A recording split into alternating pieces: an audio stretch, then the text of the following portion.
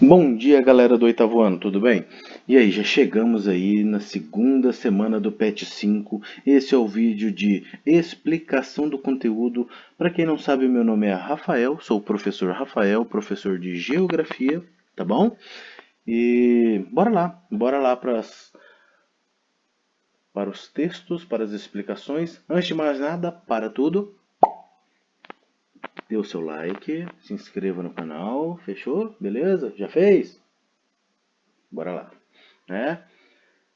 BRICS: Brasil, Rússia, Índia, China e África do Sul. Nos últimos anos, a China vem despontando como uma das principais potências econômicas no mundo. Com o acelerado processo de industrialização e crescimento verificado a partir da década de 1970, o país vem ampliando sua influência geoeconômica e geopolítica, não só no próprio continente asiático, mas também na África e na América Latina. Galera, deixa eu contar para vocês. A China é um país incrível, né? A China, a partir de 1970, ela começou um processo de industrialização. Para quem entende de geografia, nós sabemos que nós temos os setores secundários, que é o setor primário, secundário e terciário. Primário é a agricultura, pecuária e os extrativismos, secundário são as indústrias e o terciário é o comércio e a prestação de serviços. Se um país quer se desenvolver, quer enriquecer, essa é a receita. É como se fosse a receita do bolo. Se um país quer enriquecer, o que ele precisa fazer? Investir no setor secundário, nas indústrias, nas fábricas. É onde vai gerar emprego e vai gerar produção e vai aumentar ali, né, a movimentação econômica. E aí, o que acontece? A China, a partir de 1970, né, começa a fazer isso. Né? Então, durante 1970, 1980, né, ela investe muito em indústria. Só que, pessoal, eles faziam uns produtos muito ruins, muito ruins. Você entrava numa loja para comprar um produto chinês antigamente, né? Você entrava na loja, comprava o produto. Antes de você sair da loja, se o produto não quebrasse, provavelmente ele ia desmontar na sua mão. É, isso aí, né? Era muito ruim. Então a China produzia muito, mas produto de péssima qualidade. Mas a partir de 1980, o governo, porque o governo ele precisa investir primeiro na construção, né, no facilitamento da construção das indústrias, tá? E depois na melhoria delas. E foi o que ele fez. Depois de uma década, mais ou menos, eles investiu na qualidade dos produtos. Hoje, você comprar um produto chinês, né? Ainda você encontra lá um produto ou outro que não tem aquela qualidade, né? Mas você sim já encontra produtos aí que estão despontando, né, pelo mundo aí. Inclusive tem os produtos chineses, já tem alguns produtos renomados no mundo inteiro, né? Algumas marcas de carro, celular, Xiaomi, né, que tem muita gente que fala que é muito melhor do que o iPhone e é mais barato, né? Então a China ela vem produzindo produtos de altíssima qualidade de alguns anos para cá e tem sido referência no mercado. É um país que tem tudo para ser a primeira economia do mundo nos próximos anos. Agora lembre-se, ser a primeira economia do mundo não significa que será um país de primeiro mundo, tudo bem? Não basta ter a economia desenvolvida, tem outros fatores ali para ser país de primeiro mundo. Mas bora lá. Buscando maior participação política e econômica no cenário mundial, o Brasil vem estabelecendo relações com diferentes países, principalmente os considerados emergentes. Tem gente que tem dúvida do que é essa palavrinha, emergentes. Países emergentes são aqueles países capitalistas de terceiro mundo. Quem não gosta de terceiro mundo pode falar em desenvolvimento. Antigamente se falava subdesenvolvidos, mas tudo é a mesma coisa, tá? Então o que é? São países de terceiro mundo, né, mas que estão mais desenvolvidos que os países à volta dele. Ele não chega a ser de primeiro mundo, mas ele está alguns degraus acima, tá bom? Além de emergente, Os países dos BRICS, então todos esses países dos BRICS, Brasil, Rússia, Índia, China e África do Sul, têm em comum as grandes dimensões dos seus territórios, né? O elevado número de habitantes e a crescente importância no cenário mundial. Junto, os PIBs desses países corresponde a 24% do PIB mundial. Agora você imagina, nós temos aqui esses cinco países de, em desenvolvimento, né? Mas e no mundo existe mais de 240 países, 240 países, isso, né? Esses cinco países subdesenvolvidos tem praticamente 25% de toda a produção mundial. Então é um fator muito expressivo, né? O aumento das relações dos países membros é bastante favorável à economia. Além do aumento das exportações, a aproximação com o BRICS reduz a dependência em relação às economias desenvolvidas, especialmente dos Estados Unidos. Em 2017, né, cerca de 12% das exportações brasileiras à China, exportações brasileiras tiveram como destino os Estados Unidos e 25% aos países do BRICS, dos quais 21% foram para a China, tornando o nosso principal parceiro comercial, tá? Então, apesar desses países, porque você pode às vezes pensar o que? BRICS é praticamente um bloco econômico. Bloco econômico, o que, que é? Os países se juntam para poder fortalecer economicamente. Tá? Isso é o objetivo de um bloco econômico, se juntar e se fortalecer economicamente. Tá? Só que, se você for pensar, esses países aqui, eles estão muito longe um dos outros. Muito longe um dos outros, né? Em continentes diferentes, né? Mas aí eles conseguem, mesmo com essa distância geográfica, eles fazem essa aproximação comercial, tá bom? Então vamos lá, vamos dar continuidade.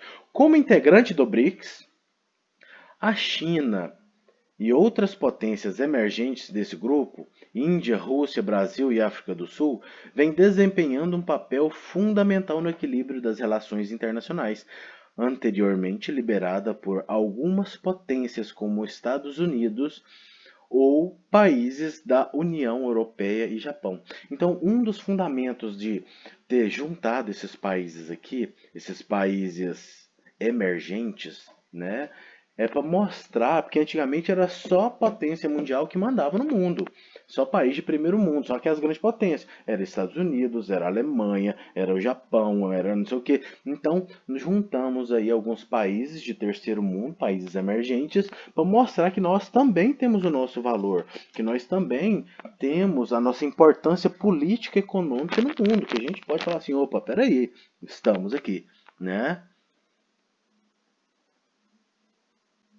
Vamos lá. Leia o texto abaixo sobre os principais desafios e potenciais dos países dos BRICS. Os BRICS não são um bloco ou aliança, mas sim um mecanismo de cooperação, né? Então, cooperação justamente no que eu acabei de falar. Eles se juntam, mesmo apesar das distâncias, para se fortalecer economicamente e se fortalecer como força perante os outros países, tá? Explicou Paulo Nogueira Batista Júnior, economista e ex-vice-presidente do Novo Banco de Desenvolvimento, ao iniciar sua apresentação sobre o grupo formado por Brasil, Rússia, Índia, China e África do Sul. Tá? E com apenas 10 anos de existência, iniciados em 2008, então na verdade já tem 12 anos, né? Por iniciativa da Rússia, a cooperação atua em diversas frentes, em nível diplomático, ministerial e também nos organismos internacionais, disse, né? O grupo sempre foi visto com certo ceticismo, né? Sempre com aquele certo receio, medo, aquela desconfiança, né? Salientou Paulo. alimentado pela heterogeneidade dos países, mas principalmente pela contestação do poder dos Estados Unidos e da Europa. Então, imagina assim, aquele pessoal que está ali no poder, Estados Unidos, Europa, eles não querem dividir o poder com mais ninguém, não. Eles falam, opa, peraí, vocês ficam aí e a gente fica para cá. Quem manda aqui é a gente, né? E aí o BRICS, ele veio justamente para mostrar, falar, ó, nós não somos tão desenvolvidos, países desenvolvidos como vocês, mas nós temos sim a nossa importância, né? Mas esse ceticismo é exacerbado, tá? Os 4 BRICS originais, né, que a África do Sul foi incluída depois, tá? Estão entre os 10 maiores países do mundo em termos de área, população e produto interno bruto. Esse traço em comum dá a eles potencial de agir de forma independente, principalmente se juntarem esforços, né, se unirem, né, ganhar força, né? E isso pode ser aproveitado ou não. O Brasil aproveitou muito bem entre 2006 e 2013. Depois, essa capacidade se desfez em grande parte, mas pode ressurgir, avaliou, né? O traço em comum entre esses países é também a intensificação com a hegemonia do Atlântico Norte, que se estabeleceu no pós-Segunda Guerra. São países grandes e importantes, mas com seu peso insuficiente reconhecido nas regras internacionais. O grande momento dos BRICS foi logo após a crise que acometeu o sistema americano e o europeu em 2008. Então a alternativa BRICS foi vista como algo interessante. Os melhores interlocutores para o Brasil, na época, eram os países do grupo, lembrou o economista. A consolidação do mecanismo de cooperação viria com a criação de organismos próprios, como o novo Banco de Desenvolvimento e o Fundo Monetário. E apesar disso, Paulo salienta algumas fragilidades de limitações. Uma delas é o peso maior que a China sempre teve, o que aumentou com a crise. Com a crise no Brasil e Rússia. A Índia, apesar de crescer muito, tem taxas de desenvolvimento muito baixas. Então, não diminui a hegemonia chinesa no grupo. Apesar disso, eu não diria que o BRICS chega a ser comandado pela China porque é um mecanismo de consenso, salientou o palestrante. Então, pessoal, está falando ali que juntou ali 5 países emergentes, porém a China é disparadamente um país que tem uma economia mais forte do que todos os outros, alguns com economia bem mais fraca, né, com um nível de desenvolvimento bem mais fraco. Pensa assim, a China é o país do mundo que tem a maior quantidade de pessoas. A China tem 1,3 bilhões de pessoas. Isso mesmo. Então, se você estiver andando, tropeçar e abrir os braços, você vai ali bater umas 15 pessoas antes de você cair no chão. É muita gente. É muita gente, tá? Então, o que que isso influencia?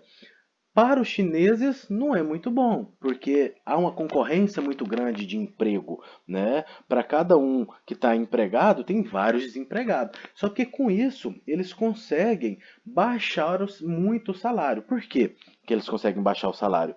Vamos supor que eu esteja trabalhando lá para ganhar R$ 1.000, né? Mas tem outro que trabalha fazendo a mesma coisa que eu faço para receber 900. Aí já tem outro que faz a mesma coisa que eu faço para receber 800 e assim por consequentemente, né? Então, os salários lá normalmente são baixos, eles conseguem produzir muito porque a quantidade de pessoas lá é muito grande, tá? E aí a força do governo é muito grande. Agora a Índia, a força do governo já não é tão grande assim, né? O nível de miséria na Índia é muito alto. Então a Índia é o segundo país em população, mas já é um pouco mais, como que eu posso dizer? Talvez a Índia seja um pouco mais desorganizada, despreparada, com falta de infraestrutura, certinho?